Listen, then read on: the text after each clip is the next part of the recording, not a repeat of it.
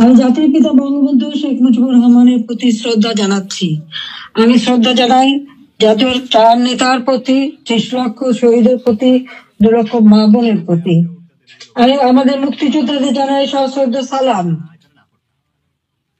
জনগণের ভাতের অধিকার, ভোট ও ভাতের অধিকার আদায় করতে যে যারা জীবন দিয়েছেন তাদের আমি শ্রদ্ধার সাথে স্মরণ করি। ২০২৪ সাল, এই সময় যারা আমাদের আওয়ামী লীগের হাজার হাজার নেতা কর্মীকে হত্যা করা হয়েছে, পুলিশকে বাহিনীকে হত্যা করা হয়েছে, সংখ্যালঘুদের হত্যা করা হয়েছে, তাদের বাড়িঘর লুটপাট, মসজিদ, দরবার, দরগা শরীফ, মন্দির, গির্জা, প্যাগোডা ধ্বংস করা হয়েছে। আর আমাদের আওয়ামী লীগের সম্পূর্ণ জেলা, উপজেলা, ইউনিয়ন পর্যায় পর্যন্ত বাড়ি ঘর, ব্যবসা প্রতিষ্ঠান অগ্নিসংযোগ করা হয়েছে, প্রতিটি প্রতিষ্ঠান অগ্নিসংযোগ করা হয়েছে, লুটপাট করা হয়েছে। আর এই থানাগুলিতে আগুন দেওয়া হয়েছে, পুড়িয়ে পুলিশ হত্যা করেছে। কাজে বর্তমান যারা শাহাদাত বরণ করেছে, যারা এই ধরনের ঘটনার শিকার হয়েছে, ছাত্র, শিক্ষক, আইনজীবী, সাংবাদিক, বুদ্ধিজীবী এবং আমাদের আওয়ামী লীগের নেতা কর্মী, পুলিশ বাহিনী সহ আনসার বিডিপি যারা মৃত্যুবরণ করেছে, আমি তাদের সকলের আত্মার মাগফিরাত কামনা করি, পরিবারের প্রতি আমার সমবেদনা জানাই। আমি জাতীয় চার নেতার প্রতি শ্রদ্ধা জানাই। 15ই আগস্ট বাঙালির জীবন একটা কলঙ্কময় অধ্যায়। সেদিন হারিয়েছে আমি আমার বাবা, মা, ভাই সকলকে। আমার মা বেগম ফজিলাতুন্নেসা, আমার 3 ভাই কামাল জামাল রাসেল, কামাল জামালের নবপরিণীত বধূ সুলতানা রোজি, আমার একমাত্র চাচা শেখ আবু নাসের, মুক্তিযোদ্ধা আমাদের শেখ ফজলুল হক মনি, তার অন্তঃসত্ত্বা স্ত্রী আব্দুল হক সানিয়াবাদ, তার 13 বছর মেয়ে বেবি, 4 বছরের নাতি সুকান্ত, 10 বছরের ছেলে আরিফ, তার ভ্রাতুষ পুত্র ভাগ্নের সহ 15 আগস্টে যারা শাহাদাত বরণ করেছেন, আমি তাদের আত্মার মাগফিরাত কামনা করি। আমার বাবার military secretary brigadier Jamil Uddin এবং পুলিশ অফিসার সিদ্দিকুর রহমানকে আমি শ্রদ্ধা জানাই। আজকে আমি আপনাদের সাথে কথা বলতে চেয়ে বারবার মনে পড়ছে যে বাংলাদেশের প্রতিটি অর্জনের সাথে আমাদের প্রবাসী বাঙালিদের অবদান রয়েছে। সে আগরতলা ষড়যন্ত্র মামলা থেকে জাতির পিতাকে মুক্ত করা থেকে শুরু করে আমাদের মহান মুক্তিযুদ্ধে, এবং সেই 2007 সালে যখন আমাকে দেশে ফিরতে বাধা দিয়েছিল তখনকার সরকার, সে সময়ও আপনাদের সকলের সহযোগিতা পেয়েছি।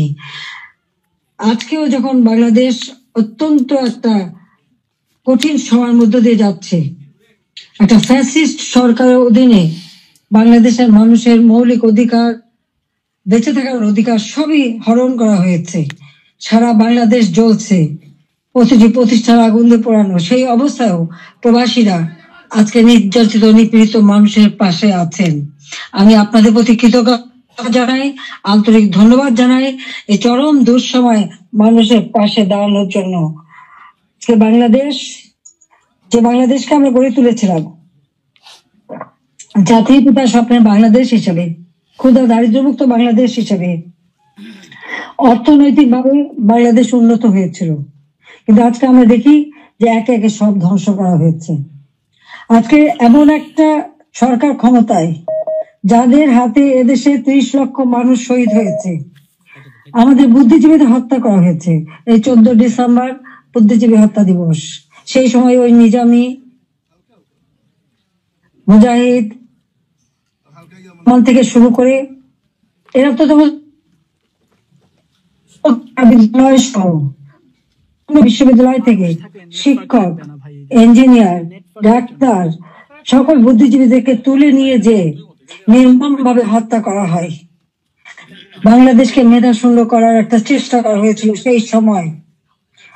একদিকে পাকিস্তানি হানাদার বাহিনী, তাদের গণহত্যা, আর সেই সাথে সাথে এই আলবদর রাজাকার আল শামস বাহিনী বানিয়ে আমাদের একদিকে গণহত্যা, পাকিস্তানি হানাদার বাহিনীকে সহযোগিতা করা, অপরদিকে বুদ্ধিজীবীদের হত্যা করেছিল, যারা সেই ডিসেম্বর মাস ডিসেম্বর মাসের 14 তারিখ মানে 10 তারিখ থেকে 14 তারিখ পর্যন্ত কয়েক শত বুদ্ধিজীবীকে নির্মম ভাবে হত্যা করে। আমি তাদেরও আত্মার শান্তি কামনা করি, মাগফিরাত কামনা করি। আমরা আওয়ামী লীগ 75 সালের পর 21 বছর পরে আমরা সরকার গঠন করি, জনগণের সেবা করি। 2008-এর নির্বাচনে আমরা জয়ী হই। সেই নির্বাচনে আওয়ামী লীগ এককভাবে 233টা সিট পায়, আর বিএনপি পেয়েছিল মাত্র 30টা সিট। জনগণের ম্যান্ডেট নিয়ে আমরা সরকার গঠন করে জনগণের কল্যাণে কাজ শুরু করি, যার ফলে এদেশের জনগণ 2014 সালের নির্বাচন, 2018 সালের নির্বাচন এবং 2024 সালের নির্বাচনে স্বতঃস্ফূর্ত ভাবে একটা অবাধ, নিরপেক্ষ, সুষ্ঠু নির্বাচনের মাধ্যমে বাংলাদেশ আওয়ামী লীগকে বারবার ভোট দিয়ে তাদের সেবা করার সুযোগ দিয়েছে। আমি বাংলাদেশের জনগণের প্রতি শ্রদ্ধা জানাচ্ছি। দুর্ভাগ্যের বিষয় হলো 2024-এ সরকার গঠন করার পর আমরা সব দেশকে এগিয়ে নিয়ে যাচ্ছি। এই বাংলাদেশকে একটা যুদ্ধ বিধ্বস্ত বাংলাদেশ গড়ে তুলে জাতির পিতা বঙ্গবন্ধু শেখ মুজিব উন্নয়ন একটা স্বল্পোন্নত দেশ হিসেবে প্রতিষ্ঠা করে দিয়েছিলেন, যেটা আন্তর্জাতিকভাবে স্বীকৃত, জাতিসংঘ কর্তৃক স্বীকৃত ছিল।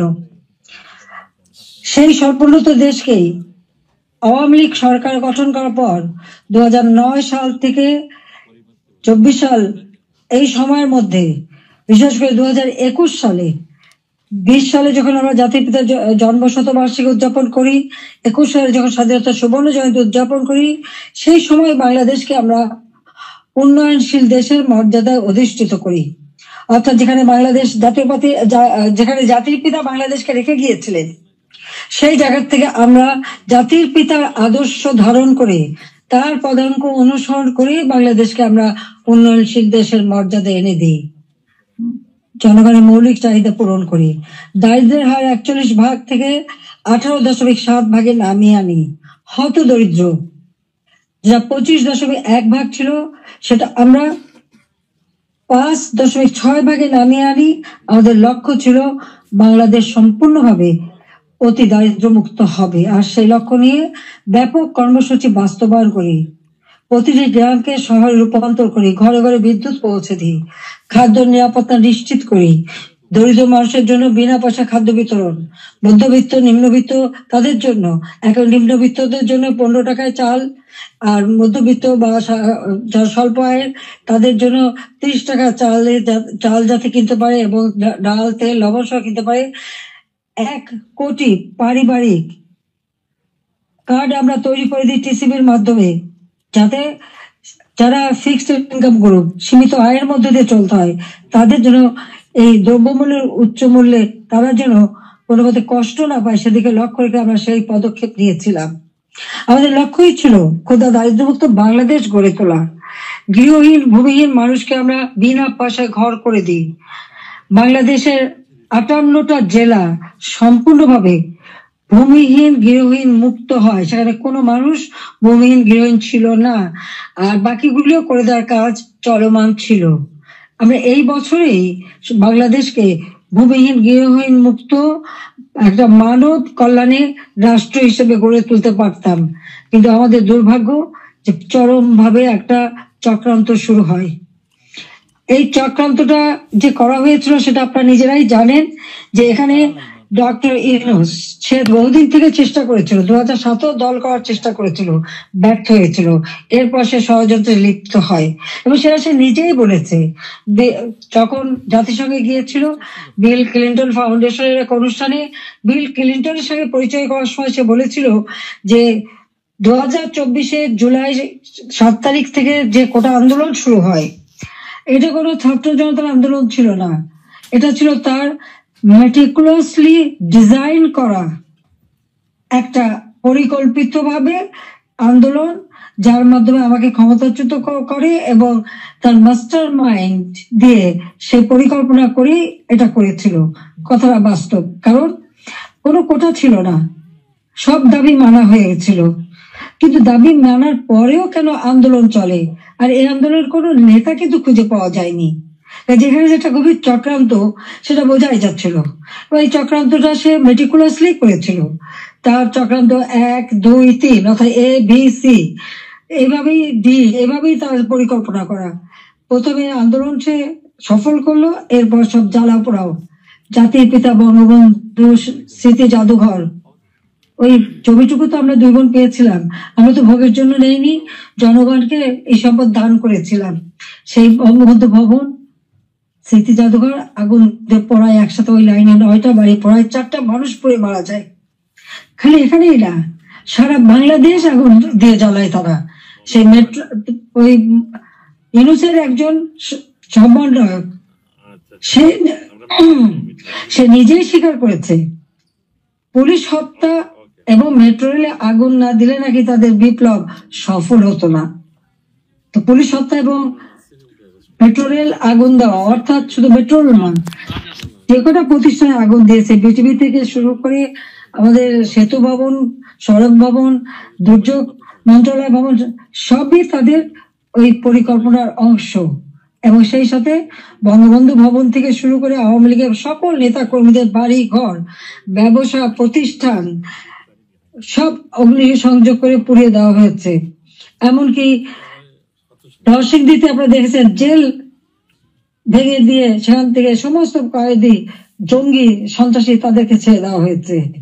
শুধু তাই না, ইউনূস ক্ষমতা এসে যত জঙ্গি সন্ত্রাসী ছিল তাদেরকে তারা ছেড়ে দিয়েছে, মুক্ত করেছে। এমনকি 21শে আগস্ট গ্রেনেড হামলা যারা আসামি তাদেরকে ছেড়ে দিয়েছে। হলি অটিজেনে যেখানে জঙ্গি হামলা হয়, আমরা সেই হামলা মোকাবেলা করে সেখানে কিছু মানুষ উদ্ধার করি, কিন্তু অনেক মানুষকে তারা হত্যা করে। সেই অপরাধী জঙ্গি সন্ত্রাসী যাদের বিচার হয়েছিল, সাজাপ্রাপ্ত, তাদেরকেও মুক্ত করে দেয়। মানে এটা কোন ধরনের কাজ আমরা জানি না। আর দেখা যাচ্ছে যে শুধু আগুন দিয়ে পোড়াচ্ছে না, বাড়ি ঘর সম্পত্তি লুটপাট করা এবং তারপরে অগ্নিসংযোগ করা, সংসদ ভবনে আক্রমণ, সেখানে ভাঙচুর করা, চিফ জাস্টিস তাকে অপমান করে, লাঠি সোটা নিয়ে তাকে অপমান করে তাকে পদ থেকে বাধ্য করা, নির্বাচন কমিশন, পাবলিক সার্ভিস কমিশন, মানবাধিকার কমিশন করে এক এক প্রতিষ্ঠান, প্রত্যেকটা প্রতিষ্ঠান ধ্বংস করেছে, সকলকে সেখান থেকে বাধ্য করেছে পদত্যাগ করতে। আওয়ামী লীগের নেতাকর্মী শুধু না, আমাদের যারা বুদ্ধিজীবী, সাংবাদিক, 300 সাংবাদিকের অ্যাক্রেডিটেশন কার্ড বাতিল, চাকরিচ্যুত, 106 জন সাংবাদিকের বিরুদ্ধে হত্যা মামলা, এখন প্রায় শত সাংবাদিক গ্রেপ্তার, বন্দী। আওয়ামী লীগের কয়েক হাজার নেতাকর্মী, প্রায় 4-5 হাজার নেতাকর্মী তাদেরকে হত্যা করেছে, আহত করেছে। পুলিশ 3000-এর মতো পুলিশকে হত্যা করেছে। আনসার 40 জন আনসারের কোনো খবরই নাই, তাদের গুম হয়ে গেছে, তারা আর বাড়ি ঘরে আসতে পারে না, জানেও না তারা কোথায় আছে। তাদেরকে মেরে তাদেরকে লাশ পর্যন্ত গুম করে দেওয়া হয়েছে। ব্যবসায়ী, সাংবাদিক, সংস্কৃতি কর্মী, পেশাজীবী প্রত্যেকের বিরুদ্ধে মিথ্যা মামলা আর হত্যা মামলা। আমি জানি না পৃথিবীর কোন দেশে এত হত্যা মামলা হয় কিনা। আমার নিজের একার বিরুদ্ধেই তো বোধহয় 250 মামলা, তাও আবার হত্যা মামলায় অধিকাংশ। একদিকে হত্যা মামলা দিয়েছে এবং আমাদের যত নেতা কর্মী তাদেরকে গ্রেপ্তার করেছে। গ্রেপ্তার করবার পর যখন কোর্টে নেয়, তাদের উপর হামলা করা হয়। এটা তো পৃথিবীতে আমরা কোনোদিন দেখিনি। আপনারা জানেন যে এমনকি একজন সাধু চিন্ময় কৃষ্ণ দাস, তাকে গ্রেপ্তার করা হলো, কিন্তু তার পক্ষে আইনজীবী দাঁড়াতে পারবে না। এটা কোন ধরনের বিচার যে একজন আসামির পক্ষে আইনজীবী দাঁড়াতে পারবে না? যদি কোনো আসামি আইনজীবী না দিতে পারে তো এটা সরকারের দায়িত্ব আইনজীবী নিয়োগ দিয়ে দেওয়া, ন্যায় বিচারের স্বার্থে। বাংলাদেশে ন্যায় বিচার নাই, এবং তার পক্ষে দাঁড়ালো কেন? সেই জন্য আইনজীবী পিটিয়ে হত্যা করা। এবং তাদের এবারে আমরা একটা অদ্ভুত ব্যাপার দেখি যে মানুষকে পিটিয়ে হত্যা করা। মানুষ কেন, অবলা পশুও রেহাই পায় না। আওয়ামী লীগ নেতার বাড়িতে তাকে পায়নি বলে তার বাড়ির পালা গরু, সেই গরুকেও তারা কিভাবে পিটিয়ে হত্যা করেছে এই জামাত শিবির এবং আমাদের রিনুস সাহেবের মানে সন্ত্রাসী ক্যাডাররা, সেটা নিশ্চয়ই আপনারা ভিডিওতে দেখেছেন। ছাত্রলীগের নেতাকে পায়নি, তার মা নামাজ পড়ছিল, তার মাথায় বাড়িতে তাকে সেখানে মেরে ফেলেছে। যুবলীগের নেতা এই মৌলভীবাজারে গত কালকের ঘটনা 7 তারিখে সেখানে আগুন দিয়ে যুবলীগ নেতার মা এবং চাচিকে পুড়িয়ে হত্যা করেছে। 250-র উপর থানা যখন অগ্নিসংযোগ করেছে, লুটপাট করেছে, পুলিশ ভিতরে তাদেরকে পুড়িয়ে মেরেছে, পিটিয়ে মেরেছে। এমনকি একটা অন্তঃসত্ত্বা পুলিশ হাত পা ধরেছে যে ভাই আমাকে মারবেন না, আমার পেটে বাচ্চা। তাদের কথা কান দেয়নি, তাদেরকে পিটিয়ে পিটিয়ে হত্যা করেছে। সরকারি কর্মচারীদের উপর পর্যন্ত নির্যাতন চলছে। কর্মকর্তা কর্মচারীদের হয়রানি, গ্রেপ্তার, মামলা দিয়ে চাকরিচ্যুত অথবা ওএসডি করা হচ্ছে। এটা জানি না রিমান্ডে নিয়ে নির্যাতন করছে। আমাদের আওয়ামী লীগের নেতা থেকে শুরু করে সকলকেই রিমান্ডে নেওয়ার পর তাদের উপর অকথ্য অত্যাচার হচ্ছে, নির্যাতন করা হচ্ছে। চরম মানবাধিকার লঙ্ঘন চলছে বাংলাদেশে। চরম একটা ফ্যাসিস্ট সরকার। আমার বিরুদ্ধে কথা বলা হয় আমি নাকি ফ্যাসিস্ট ছিলাম, আমি নাকি স্বৈরাচারী ছিলাম। আমি একটা প্রশ্ন করি, আমার সময় তো সংবাদপত্র, টেলিভিশন, রেডিও, সোশ্যাল মিডিয়া সবই তো সম্পূর্ণ স্বাধীনতা ভোগ করেছে। যার যখন যেরকম আলোচনা করা দরকার করেছে, টক শুধু যত রকমের সমালোচনা করা তারা করেছে। রেডিও, টেলিভিশন, সংবাদপত্র সবই তো স্বাধীন ছিল। কই এখন তো তারা কোনো নিউজ দিতে পারে না। প্রত্যেক জায়গায় ইউনূসের ওই ইউনূস তো নিজেই একটা মাস্টার মাইন্ড খুনি, তার এজেন্ট সব জায়গায় আছে। প্রত্যেক জায়গায় তারা ঠিক করে দেয় কোন সংবাদ যাবে কোন সংবাদ যাবে না। এই যে বাংলাদেশে এত ঘটনা ঘটে যাচ্ছে, প্রায় 1 কোটির মতো প্রতিষ্ঠান শুধু অগ্নিসংযোগ করে ধ্বংস করা হয়েছে। ইন্ডাস্ট্রি, হোটেল, 5 স্টার হোটেল থেকে শুরু করে কোনো কিছু বাদ যায়নি তাদের আক্রমণ থেকে। কেউ কি কোনো একটা নিউজ দিতে পেরেছে? কেউ কি কোনো সংবাদ দিতে পেরেছে? কেউ কি বিচার চাইতে পেরেছে? বিচার চাওয়ারও সুযোগ নেই, থানায় মামলা দেওয়ার সুযোগ নেই। মামলা শুধু সেটুকু হবে যেটুকু তারা বলে দেবে সেইটুকু। ন্যায় বিচার পাওয়ার অধিকার মানুষের নাই। উচ্চ আদালত থেকে শুরু করে সর্বক্ষেত্রে দলীয়করণ, চরম ভাবে দলীয়করণ। বলছে বৈষম্য বিরোধী আন্দোলন, এখন তো দেখা যায় সব জায়গায় বৈষম্য সৃষ্টি করা হচ্ছে। আমি একটা কথাই বলতে চাই, যে সমস্ত অপবাদগুলি দেওয়া হয়েছে সবাই একটু তুলনা করে দেখুন যে আওয়ামী লীগ সরকারে থাকতে মানুষ কিভাবে স্বাধীনতা ভোগ করেছে। সেটা সোশ্যাল মিডিয়া হোক, তাদের বক্তব্য হোক, মিটিং মিছিলে হোক, সবকিছুতে অধিকার ছিল। আমরা তো সেখানে হস্তক্ষেপ করিনি। কিন্তু আজকে কি আওয়ামী লীগের একটা নেতা কর্মী রাস্তায় নামতে পারে না, রাস্তা দিয়ে হেঁটে যাচ্ছে, একজন বলে দিল উনি আওয়ামী লীগের কর্মী, সঙ্গে সঙ্গে তাকে এক কোপ দিয়ে হাত ফেলে দিল, কেটে ফেললো। কোন দেশে বাস করি আমরা? কি অপরাধ! আর সেই সাথে দেখা গেল কি এই অপরাধীদের দায় মুক্তি দেওয়া হলো। জুলাই 15 তারিখ থেকে এ পর্যন্ত যাদের হত্যা করা হয়েছে, লুটপাট, অগ্নিসংযোগ, মানুষ হত্যা, ছাত্র হত্যা, প্রতিটি শিক্ষা প্রতিষ্ঠানে লুটপাট, সেখানে তাদের উপর নির্যাতন, শিক্ষকদের উপরে নির্যাতন, ছাত্রদের উপরে নির্যাতন, প্রতিটি জায়গায় নির্যাতন চালানো হচ্ছে। আপনাকে একবার ভাবতে পারেন, শিক্ষক, গুরুজন, শিক্ষককে দেখলে ছাত্ররা ভয় পায়, সমীহ করে।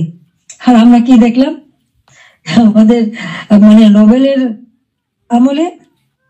আমরা দেখলাম ছাত্ররা শিক্ষকদের অপমান করছে, অধ্যক্ষকে পদ থেকে বাধ্য করছে, ছাত্রীরা প্রিন্সিপালকে গাছের সাথে বেঁধে রাখছে, ছাত্রছাত্রীরা টিচারের গলায় জুতোর মালা পরাচ্ছে, গালে থাপ্পড় মারছে।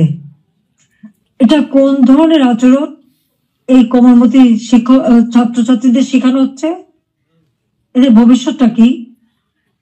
এরা কি আবার ভবিষ্যতে কোনদিন বলে বসবে তুমি আমার বাবা না, রিজাইন করো, যেমন শিক্ষকদের রিজাইন করিয়েছে? কোনদিন বাকি বলবে তুমি আর আমার মা না, তুমি এখন রিজাইন করো? মাতৃত্ব থেকে রিজাইন করো, পিতৃত্ব থেকে রিজাইন করো, সেটাই হয়তো বলে বসবে। এটা কি অভিভাবকরা দেখে না? এটা কি ধরনের এই জাতিকে কিভাবে গড়ে তুলছে, সেটাই আমার প্রশ্ন। আমরা তো শিক্ষা দীক্ষা সব দিক থেকে সুযোগ করে দিয়েছি, আমরা শিক্ষা বৃত্তি দিয়েছি, বয়স্ক ভাতা, বিধবা ভাতা, প্রতিবন্ধী ভাতা, মুক্তিযোদ্ধা ভাতা দিয়েছি, সব বন্ধ, সব বন্ধ করে দিয়েছে। আজকে হাহাকার। বাংলাদেশে আওয়ামী লীগ সরকার বলে কোনো মানুষ ভিক্ষা করতে হতো না। হ্যাঁ, কিছু প্রফেশনাল ভিখারি ছিল, সেটা আলাদা, কিন্তু মানুষকে তো ওইভাবে খাবারের জন্য হাহাকার করতে হতো না। মানুষ তো 3 বেলা খাবার পাচ্ছিল, আজকে সেটাও পায় না। আপনারা দেখেন গরিব মানুষগুলি দিনমজুর, কাজ পায় না, বেকারত্ব বেড়ে যাচ্ছে, যুবকরা কোনো কাজ পাচ্ছে না।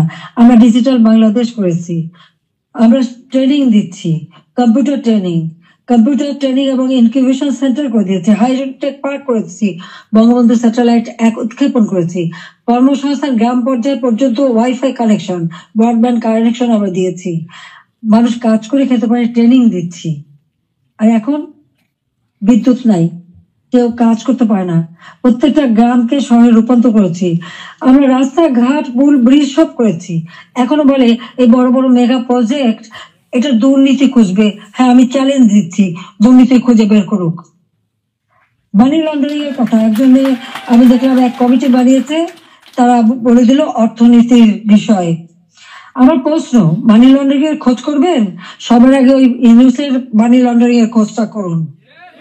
কত টাকা পাচার করেছে গ্রামীণ ব্যাংকের, কত টাকা পাচার করেছে গ্রামীণ ফোনের, আগে সেই হিসাবটা বের করেন, তাহলে দেখবো স্বচ্ছার সাথে। নিজের নামে দুর্নীতির মামলা হয়েছে, সেই দুর্নীতি দমন কমিশন তাদেরকেও পদকে বাধ্য করে দলীয়করণ করা হয়েছে, আর সেই দুর্নীতির মামলা, সব মামলা প্রত্যাহার করে নেওয়া হয়েছে। 666 কোটি টাকা ট্যাক্স, কত সম্পদের মালিক যে এত টাকা ট্যাক্স হয়, সেই ট্যাক্সও তার দেওয়া লাগবে না, সেটাও মাপ। নিজের ট্যাক্স মাপ করিয়ে নিয়ে, নিজের দুর্নীতি মামলা প্রত্যাহার করে নিয়ে অন্যের দুর্নীতি খুঁজতে যাওয়া আর অন্যকে ট্যাক্স দেওয়ার জন্য আবেদন করা, এটা কোন ধরনের মানসিকতার, কোন ধরনের খেলা? বা এটা তো জাতির সাথে তামাশা করা, সেটা একটা তামাশা করছে, এটাই আমার মনে হচ্ছে। আজকে বিচার নেই, মানুষ ন্যায় বিচার থেকে বঞ্চিত, আজকে মানুষের পেটে খাবার নেই, আজকে চারিদিকে হাহাকার, মানুষের কথা বলার অধিকার নেই, রাজনীতি করার অধিকার নেই। আমাদের আওয়ামী লীগ কোন অপরাধটা করেছে? বাংলাদেশের মানুষের যতটুকু অর্জন আওয়ামী লীগের হাত দিয়েই, সেই বাংলা ভাষায় কথা বলার অধিকার থেকে শুরু করে স্বাধীনতা অর্জন, বিজয় অর্জন, এই 16ই ডিসেম্বর আমাদের বিজয় দিবস, এই বিজয় অর্জন সবই আওয়ামী লীগের হাত ধরে। বাংলাদেশে কে একটা যুদ্ধ বিধ্বস্ত দেশ, একটি প্রদেশকে রাষ্ট্রে উন্নীত করা, এটাও আওয়ামী লীগের দ্বারা। স্বল্পোন্নত দেশ থেকে আজকে উন্নয়নশীল দেশের মর্যাদা, এটাও তো আওয়ামী লীগ অর্জন করে দিয়েছে। প্রবাসী যারা আছেন, আওয়ামী লীগ সরকার আগে আপনারা প্রবাসী ছিলেন, বাংলাদেশ কোথায় ছিল? সেই সময় আপনারা মানুষের কাছে গেলে কিভাবে, মানুষ তো করুণার চোখে দেখতো। জাতিপিতা বলেছিলেন ভিক্ষুক জাতির কোনো ইজ্জত থাকে না, তাহলে ভিক্ষুক জাতি হতে চায়নি, আত্মমর্যাদাশীল জাতি হিসেবে বাংলাদেশকে গড়তে চেয়েছিলাম, আর সেভাবে গড়েছিলাম। আপনারা নিজে একবার চিন্তা করে দেখেন, আমি সরকারি থাকতে বাংলাদেশ শুনলে পৃথিবী কি বলতো? পৃথিবী বলতো বাংলাদেশ উন্নয়নশীল দেশ, বাংলাদেশ একটা উন্নয়নের মডেল, বাংলাদেশের উন্নয়ন একটা বিস্ময়। বাংলাদেশের মানুষ যেখানে যেত মর্যাদা পেত। আমি নিজস্ব অর্থায়নে পদ্মা সেতু নির্মাণ করে বাংলাদেশকে দেখিয়ে দিয়ে এবং সারা বিশ্বকে দেখিয়েছি বাংলাদেশ পারে, অসাধ্য সাধন করতে পারে, সেটা আমরা দেখিয়েছিলাম। কিন্তু আজকে যিনি পদ্মা সেতু টাকাও বন্ধ করেছিলেন একটা এমডি পদে থাকতে পারেননি বলে, সরকার বোধহয় মামলা করে হেরে গিয়েছিল, যিনি লেবারদের অর্থ আত্মসাৎ করে সেই টাকা দুর্নীতি করে লেবার কোর্টে মামলায় সাজাপ্রাপ্ত আসামি হচ্ছে ইউনূস। লেবার কোর্টে তার সাজা হওয়ার পর সে যখন জামিনে আবেদন করে, সে কিন্তু জামিন পেয়েছিল, সরকারের পক্ষ থেকে তো বাধা দেওয়া হয়নি। কিন্তু আজকে দেখেন আপনারা, হাজার হাজার আওয়ামী লীগের নেতা কর্মী প্রায় 30,000-এর মতো মামলা দিয়েছে। সব মামলা বেশিরভাগ হলো 90% হলো হত্যা মামলা। কেউ জামিন পাবে না। সে তো সাজা পেয়েও জামিন পেয়েছিল আওয়ামী লীগ সরকারের আমলে। সে নিজে একটু ভেবে দেখুক, আপনারাও বিচার করে দেখেন। আমি বিশ্বের সবাইকে বলতে আপনারাও বিচার করেন। কই আওয়ামী লীগ তো বাধা দেয়নি কোনো। ন্যায় বিচার পাওয়ার অধিকার সকলের আছে। কোর্ট সম্পূর্ণ স্বাধীন ছিল, বিচার বিভাগ স্বাধীন ছিল, কাজে সেখানে মানুষ সেই স্বাধীনতা ভোগ করেছে। কিন্তু আজকে তারা নাকি স্বাধীন করেছে দেশ, চলার স্বাধীনতা নেই, ঘরে শান্তিতে ঘুমানোর উপায় নেই, চুরি ডাকাতি যে কোনো সময় আপনার ঘরে ঢুকতে পারে, যে কোনো সময় আপনার খোঁজ খবর নিতে, তদন্ত করবে ইত্যাদি। কাদের কে হুকুম দিচ্ছে তার কোনো ঠিকানা নাই। কতগুলি লাঠি সোটা হাতে নিয়ে আপনার ঘরে ঢুকে গেল, অস্ত্র হাতে নিয়ে ঢুকে গেল, অমনি সেখানে ডাকাতি করলো, চুরি করলো, চলে আসলো। আপনি কার কাছে বিচার চাইবেন? কার কাছে বিচার চাইবেন? কোনো বিচার চাওয়ার অধিকার নাই, ন্যায় বিচারের কোনো অধিকার নেই। এমন একটা দুর্বিষহ অবস্থা। আজকে সমস্ত জিনিসের দাম বেড়ে গেছে। আমাদের কথা অত্যন্ত স্পষ্ট, যারা নির্বাচিত জনপ্রতিনিধি আইন করে নির্বাচন কমিশন গঠন করে নির্বাচনগুলি হয়েছে, স্থানীয় সরকার নির্বাচন, জেলা পরিষদ, উপজেলা পরিষদ, ইউনিয়ন পরিষদ, সমস্ত নির্বাচিত প্রতিনিধিরা তাদেরকে এক কলমের খোঁচায় তাদেরকে সরিয়ে দেওয়া হয়েছে, বাড়ি পাঠিয়ে দেওয়া হয়েছে। কেন? তারা তো নির্বাচিত হয়ে মানুষের পাশেই দাঁড়াতো। ঘূর্ণিঝড় গেল, বন্যা গেল, কই কেউ তো যারা এই বন্যায় ক্ষতিগ্রস্ত, ঝড়ে ক্ষতিগ্রস্ত তাদের পাশে থেকে দাঁড়ায়নি। তাদের নাম করে টাকা তুলেছে, 1000 কোটি টাকা রিলিফ সংগ্রহ করেছে, কিন্তু কয়টা মানুষকে সাহায্য করেছে? আজকে যদি স্থানীয় সরকারের প্রতিনিধিরা থাকতো, এই জনপ্রতিনিধি তো মানুষের পাশে দাঁড়াতো, কিন্তু সেটা দাঁড়াতে পারেনি। কাজে আমাদের কথা খুব স্পষ্ট, এক কলমের কোথায় জনগণের ভোটে নির্বাচিত প্রতিনিধিদের সেই বিদায় দেওয়া, এটা জনগণকে অপমান করা, ভোটারকে অপমান করা। কাজে তাদেরকে আবার স্বস্থানে স্থান করে দিতে হবে।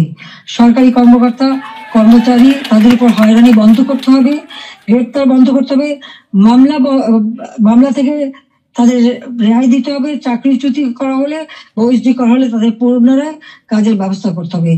আওয়ামী লীগ সহ সমস্ত রাজনৈতিক নেতা কর্মী, ব্যবসায়ী, সাংবাদিক, সংস্কৃতি কর্মী, পেশাজীবী, শিক্ষক যাদেরকে গ্রেপ্তার করা হয়েছে, মিথ্যা মামলা দেওয়া হয়েছে, সকল মিথ্যা মামলা প্রত্যাহার করতে হবে এবং সকল বন্দীদের মুক্তি দিতে হবে।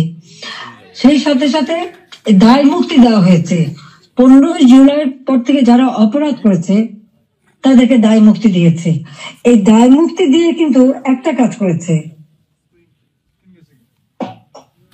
দায় মুক্তি দেওয়ার অর্থ মানে কি? তার মানে এরা অপরাধী। 15 জুলাই থেকে যে হত্যাকাণ্ড, ছাত্র হত্যা মিছিলে, পুলিশ হত্যা, রাজনৈতিক নেতাকর্মী হত্যা, সাংবাদিক হত্যা, সাংস্কৃতিক কর্মী হত্যা, যতগুলি হত্যাকাণ্ড ঘটেছে, সেই হত্যাকাণ্ডগুলি এবং যতগুলি অগ্নিসংযোগ হয়েছে সেগুলি যারা সংগঠিত করেছে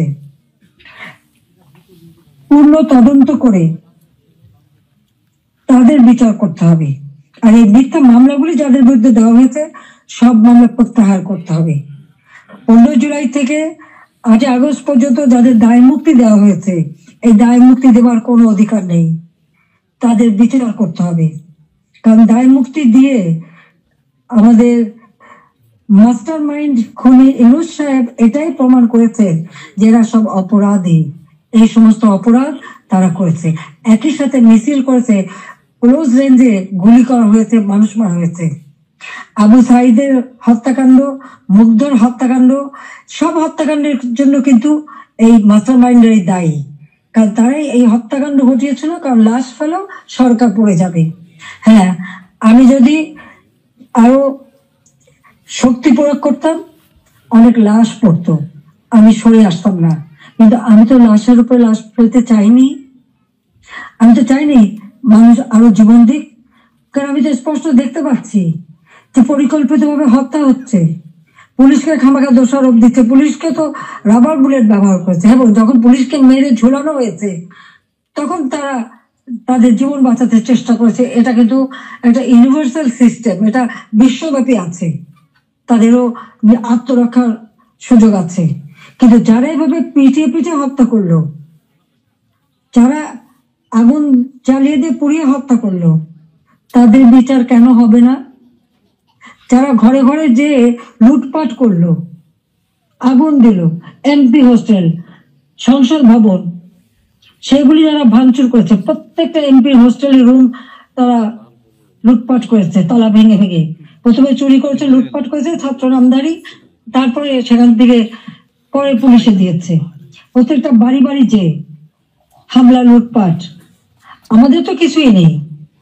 গণভবন লুটপাট, আমি তো গণভবন ছেড়ে দিয়ে আসছি।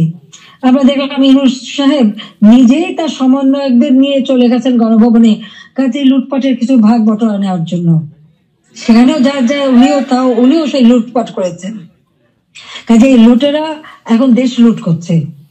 শেয়ার মার্কেটে লক্ষ কোটি টাকা পাচার হয়ে গেল, কোথায় গেল ওই টাকা? ব্যাংকগুলি এক এক করে সব বসে যাচ্ছে। কেন? অর্থনীতিকে এভাবে কেন ধ্বংস করলো? যেখানে মাথা পিছু আয় আমরা বাড়িয়েছিলাম, আমরা আজকে আন্তর্জাতিকভাবে স্বীকৃত, বাংলাদেশ উন্নত হচ্ছে, 35তম অর্থনীতির দেশ আমাদের লক্ষ্য ছিল। আমরা প্রকৃতপক্ষে 25তম আমরা করে ফেলেছিলাম। আমরা আরো উন্নত করতাম। 26 সালের মধ্যে বাংলাদেশ আরো এগিয়ে যেত। 41 সালের মধ্যে বাংলাদেশকে আমরা একটা আধুনিক স্মার্ট বাংলাদেশ গড়ে তুলব, সেই লক্ষ্য নিয়ে আমরা কাজ করছিলাম। কেন বাংলাদেশের অগ্রযাত্রা ব্যাহত করা হলো? সেই জবাব এই খুনি ইউনূস, ফ্যাসিবাদ, স্বৈরাচার, তাকে দিতে হবে। সেই জবাব তাকে দিতে হবে, তার ওই মাস্টার মাইন্ড এবং তার সমন্বয়কদের দিতে হবে, তার উপদেষ্টাদের দিতে হবে। কোন বলে হাসিনার বিচার করবে। কি বিচার করবে? আমি তো কি অন্যায় করেছি? গরিবের পেটে ভাত দিয়েছি, এটা অন্যায়? দারিদ্র মুক্ত করেছি, এটা অন্যায়? জনগণকে কথা বলার সুযোগ দিয়েছি, ভোটের অধিকার ফিরিয়ে দিয়েছি, হত্যাকুর, ষড়যন্ত্র, রাজনীতি বন্ধ করেছি, এইগুলি আমার অন্যায়? আমার হাত দিয়ে তো কোনো খুন হয়নি। আমি তো মানুষের জীবন নিতে আসিনি, আমি মানুষের জীবন দিয়েছি, জীবন উন্নত করেছি। যারা জীবন নিয়েছে, যারা হত্যাকাণ্ডের সঙ্গে জড়িত, তাদের বিচার হবে। এবং সংবিধানের 7ম অনুচ্ছেদের খ অনুযায়ী কেউ যদি অবৈধভাবে ক্ষমতা দখল করে, তার বিচার হয়। একজন জনপ্রতিনিধি আরেকজন জনপ্রতিনিধির কাছে ক্ষমতা হস্তান্তর করতে পারে। আমি তো সেই সুযোগ পাইনি। হ্যাঁ, আমি সরে এসেছিলাম যেন লাশের উপরে লাশ না পড়ে, সেই জন্য। দুর্ভাগ্যের বিষয় যে থামেনি। একদিন ইনশাআল্লাহ সেই দিন আসবে, এই খুনিদের বিচার একদিন বাংলা মাটিতে হবেই হবে। কারণ আমরা করি, সেটা আমরা করব। যেমন যুদ্ধ অপরাধীদের বিচার করেছি, 15 আগস্টের হত্যাকারীদের বিচার করেছি। আমি জানি এই যুদ্ধ অপরাধীদের বিচার করেছি বলেই আমার বিরুদ্ধে মামলা, এবং আইসিটিতে ওই আন্তর্জাতিক যে ট্রাইব্যুনাল আমরা করেছিলাম যুদ্ধ অপরাধীদের বিচার করতে, আজকে সেই কোর্ট করে সেখানে আমার মামলা হবে, সেখানে আমার বিচার হবে। কেন?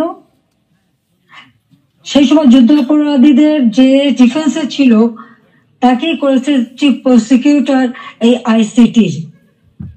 আর জামাতের একটা দল হয়েছিল এবি পার্টি, সেই পার্টির যে একজন প্রেসিডেন্ট ছিল সে হয়ে গেছে এই আইসিটির চেয়ারম্যান। তো সেখানে ন্যায় বিচার কি করে হবে? আর এটা কিভাবে করে? এটাও তো একটা বিচারের একটা নর্মস, তাতে পড়ে না। কিন্তু গায়ের জোরে সব করবে তারা, কারণ তাদের হাতে অস্ত্র আছে, লাঠি আছে, পেটোয়া বাহিনী আছে, সন্ত্রাস বাহিনী আছে। সেটা দিয়েই তারা এই বিচার করতে চায়, এটাই তারা করবে, এটাই তাদের লক্ষ্য। যাক, আমি অনেক সময় নিলাম, আপনারা ধৈর্য ধরে আমার বক্তব্য শুনেছেন, আমি আপনাদেরকে আন্তরিক ধন্যবাদ জানাই। ইনশাল্লাহ এই বিজয়ের মাস আমাদের, এই অন্ধকার কেটে যাবে, নতুন সূর্য উদিত হবে, বাংলাদেশ আবার উন্নয়নের পথে এগিয়ে যাবে। এই ফ্যাসিস্ট খুনি পরিকল্পিতভাবে যে আমাদের দেশকে ধ্বংস করছে, এই খুনি ইউনূস এবং তার যে চালাচামুন্ডা সন্ত্রাস বাহিনী, তার উপদেষ্টা, তার সমন্বয়, ইনশাল্লাহ বাংলাদেশের জনগণই তাদের বিচার করবে, সে বিচার হবে। এটা অবশ্যই হবে আমি বলতে পারি, কারণ আমরা ন্যায়ের পথে আছি, সত্যের পথে আছি। আমি জনগণের কল্যাণে কাজ করি। জনগণের ভাগ্য পরিবর্তন করেছিলাম, সেটা নষ্ট করেছে। ইনশাল্লাহ আবার এদেশের মানুষ জেগে উঠবে, আবার বাংলাদেশের মানুষ বিশ্বব্যাপী মর্যাদা পাবে, সম্মান পাবে। সবাইকে আমি আন্তরিক ধন্যবাদ জানাই, আবারও ধন্যবাদ জানাই আমাদের প্রবাসীদের, আমাদের অর্থনীতিতে আপনাদের অনেক অবদান। আমাদের দেশের অগ্রযাত্রা, দেশের প্রতিটি অর্থনীতি প্রবাসীদের অবদান রয়েছে। সেজন্য সকলকে আমি আন্তরিক ধন্যবাদ জানাই, কৃতজ্ঞতা জানাই। সকলে ঐক্যবদ্ধ হন, এই ফ্যাসিস্ট স্বৈরাচার ইউনূস সরকারের হাত থেকে দেশ যেন মুক্ত হয়, দেশের মানুষ যেন আবার তাদের সুস্থ জীবন ফিরে পায়, সেই কামনা করে জাতির পিতার স্বপ্নে সোনার বাংলা ইনশাল্লাহ আমরা গড়ে তুলব, সেই প্রত্যয় ব্যক্ত করে আমার বক্তব্য শেষ করছি। খোদা হাফেজ। জয় বাংলা, জয় বঙ্গবন্ধু, বাংলাদেশ চিরজীবী হোক।